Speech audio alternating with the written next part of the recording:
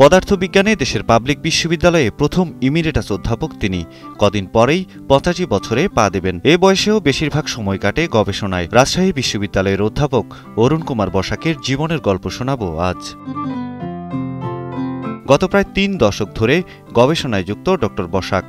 সম্প্রতি তাঁর একটি গবেষণা প্রবন্ধ ইংল্যান্ডের ইনস্টিটিউট অব ফিজিক্সের স্বনামধন্য সাময়িকী journal of physics G nuclear and particle ফিজিক্সে গৃহীত হয়েছে। Oxygen plus oxygen fusion at sub coulomb energies শিরোনামে এটি শিগগিরই প্রকাশিত হবে। আমরা খুব গরিব হয়ে গেলাম। তখন আবার মা এই চরকায় সুতো কাটতেন, কিন্তু ওরাকে উপদেশ যে তুমি টিউশনি করে পয়সা নিতে পারবে না, তুমি পড়াবা কিন্তু পয়সা নিতে পারবে না, আমি তোমাকে যোগান দেব।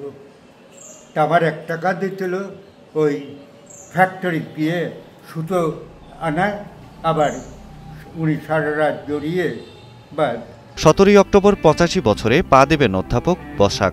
কিন্তু মনে প্রাণে আজও তিনি ১৮ বছরের তরুণ। দিন কাটে নতুন জ্ঞানের সন্ধানে। গবেষণাকে নিয়েছেন একেবারে সাধনা হিসেবে। অধ্যাপক অরুণকে নিয়ে তারই ছাত্র ও পরে সহকর্মী অধ্যাপক ড আবদুল্লাহ শামস বিন তারেক জানান, এই বয়সেও স্যার যেভাবে ঘণ্টার পর ঘণ্টা কাজ করে যাচ্ছেন এটি সত্যিই অনুপ্রেরণার। স্যার যখন ঘণ্টার পর ঘণ্টা নিবিষ্ট চিত্তে কাজ করে যান তখন সেটি সত্যিই অনুপ্রেরণার। কথায় বলে শিক্ষক জন্মগ্রহণ করেন, শিক্ষককে তৈরি করা যায় না। আমার মতে বসাক স্যার জন্মগত সূত্রেই একজন শিক্ষক। স্যার সব সময় আমাদেরকে গভীর চিন্তা করার জন্য তাগিদ দিতেন। কর্মজীবনের শুরু থেকে আজ অবধি সেই পদ্ধতিগুলো অনুসরণ করে চলেছি এবং সুফলও পাচ্ছি। ১৯৪১ সালে পাবনায় জন্মগ্রহণ করেন ড অরুণ। পাবনার রাধানগর মজুমদার একাডেমি থেকে ম্যাট্রিক পাশ করে ১৯৫৭ সালে ভর্তি হন এডওয়ার্ড কলেজে। ১৯৫৯ সালের উচ্চ মাধ্যমিকে বোর্ডের সম্মিলিত মেধা তালিকায় দ্বিতীয় হয়েছিলেন। রাজশাহী কলেজের পদার্থবিজ্ঞান বিভাগের ছাত্র ছিলেন। মাস্টার্স করেন রাজশাহী বিশ্ববিদ্যালয় থেকেই। একমাত্র স্মার্ট সিটি বসুন্ধরা, আধুনিকতায় এক ধাপ এগিয়ে। দেখি ওরা বিলাত, আমেরিকা, ইউরোপ, সব আমেরিকার ছাত্ররাও ২-১ আসছে। তারা সব বুঝে, আমি আবার সব বুঝি না। তখন আমি একদিন চেয়ারে বসে আমি হাতটা বের করে মনে মনে গডের কাছে বললাম, হে ঈশ্বর, আমার সম্মানের প্রশ্ন নয়, এটা আমার এথনিক অরিজিনের সম্পর্ক, আমার কমপ্লেক্সনের সম্মান, আমার বাংলাদেশের সম্মান। আমি কি করে ওদের সমতুল্য হতে পারবো? তখন যেন উনি বললেন, ঠিক আছে, ওরা ১০ মিনিটে বোঝে, তুমি ৩ ঘন্টা ভিতরে চলে যাও, স্কুল লেভেল থেকে ছুটে আসো। আমি তখন থেকে তাই করেছি। আমি বাড়ি আর অফিস ছাড়া কোনোখানে যাইনি। তারপরে সত্যি সত্যি কি হইল যে ওরা ১০ মিনিটে বোঝে, আমি ৫ মিনিটে বুঝি।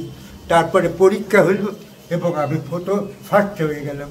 বার্মিংহাম বিশ্ববিদ্যালয়ের পিএইচডি ডিগ্রি হওয়ার পর একসময় রিসার্চ ফেলো হিসেবে চাকরি হলো তার। কিন্তু বছর না ঘুরতেই অরুণের মনে হলো, বিদেশ কেন থাকবো, দেশের জন্য আমার কিছু করার আছে। অরুণ কুমার বসাক ১৯৮৪ সালে হন অধ্যাপক। পরের বছর রাজশাহী বিশ্ববিদ্যালয়ে গড়ে তোলেন কম্পিউটার সেন্টার। দেশে প্রথমবারের মতো কম্পিউটারে অ্যাকাউন্টস করে সেবার ইউজিসিতে হিসাবের বার্ষিক প্রতিবেদন জমা দিয়েছিল রাজশাহী বিশ্ববিদ্যালয়। এর নেপথ্য কারিগর ছিলেন ড অরুণ। ১৯৯০ সালে সিলেটের শাহজালাল বিজ্ঞান ও প্রযুক্তি বিশ্ববিদ্যালয়ে পদার্থবিজ্ঞান বিভাগের চেয়ারম্যান ও বিজ্ঞান অনুষদের ডিন হিসেবে যোগ দেন তিনি। সেখানকার পদার্থবিজ্ঞান বিভাগের প্রতিষ্ঠাতাও তিনি। প্রথম কম্পিউটার সেন্টার তৈরি হয়েছিল তার হাত ধরেই। আমি স্যারকে দেখেছি কত মমতা নিয়ে স্যার এই বিশ্ববিদ্যালয়ে গড়ে তোলার জন্য কাজ করছেন। সেই সকাল ৭টা থেকে রাত ৯টা-১০টা পর্যন্ত তিনি কাজ করতেন। এখনো তার নিজ হাতে তৈরি ডাস্টার বক্স এবং ক্লাস রুটিনের সময়সীমা লেখা বোর্ড আমাদের ক্লাসরুমগুলোতে। Institute of Physics London, Bangladesh Academy of Science ও বাংলাদেশ ফিজিক্যাল সোসাইটির আজীবন সদস্য এবং আমেরিকান ফিজিক্যাল সোসাইটির সদস্য ড অরুণ। পেয়েছেন বাংলাদেশ একাডেমি অফ সায়েন্স স্বর্ণপদক। তার নামে রাজশাহী বিশ্ববিদ্যালয়ে বার্ষিক বসাক পুরস্কার ও বসাক বৃত্তি রয়েছে। এ পর্যন্ত বেশ কয়েকবার স্বাধীনতা পদক ও ২১ পদকের জন্য সুপারিশপ্রাপ্ত হয়েছিলেন, তবে এখনও মেলেনি রাষ্ট্রীয় স্বীকৃতি।